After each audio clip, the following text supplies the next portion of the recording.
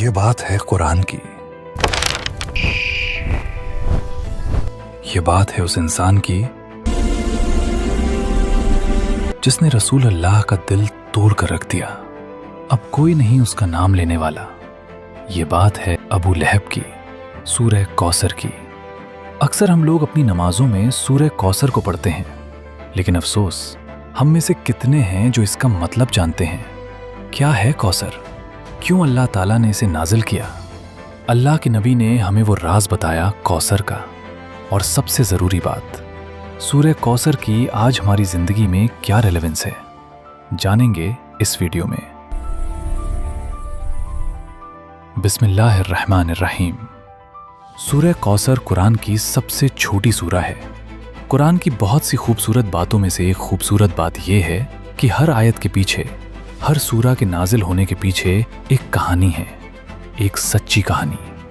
और ऐसा ही एक दिल दहला देने वाला वाक़या है सूरह कौसर के नाजिल होने के पीछे। मक्का की वो दोपहर खामोश थी।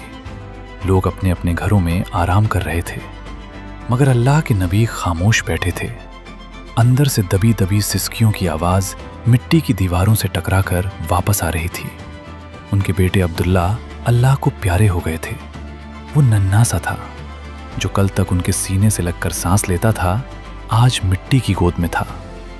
मगर बराबर वाली दीवार से टेक लगा एक आदमी खड़ा था। ये आदमी और कोई नहीं बल्कि रसूलुल्लाह का चाचा था, अबू लहब। अंदर से आती हर सिसकी उसके चेहरे की मुस्कुराहट बन रही थी। फिर वो खुशी से चिल्लाया, बुतेरा मोहम्मद। उसकी आवाज़ ने नबी का दिल चीर कर रख दिया। उसने गुलामों को खजूरें बांटी, दोस्तों के साथ कहकहे लगाए और सबसे कहता रहा, तुमने सुना, मेरे भतीजे की जड़ कट गई, अब कोई नहीं उसका नाम लेने वाला। उसकी हंसी और अल्फाज हवा में जहर बनकर तैर रहे थे। मगर अल्लाह ने अपने नबी को अकेला नहीं छोड़ा, उन्हें एक तोहफा दिया।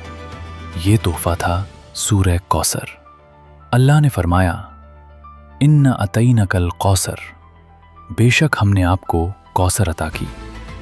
कौसर क्या है? एक हदीस में आता है कि जन्नत में बहने वाली एक नदी है जिसका पानी दूध से ज्यादा सफेद, शहद से ज्यादा मीठा और बर्फ से ज्यादा ठंडा है। फिर फरमाया, फसल्लि लिरब्बिका वनहर, बस अपने रब के लिए नमाज पढ़िए और कुर्बानी कीजिए। दुनिया में दो तरह की इबादत होती है, प्राइवेट और पब्लिक। प्राइवेट इबादत, नमाज, तहज्जुद। पब्लिक इबादत, कुर्बानी, लोगों की मदद, गोश्त तकसीम करना।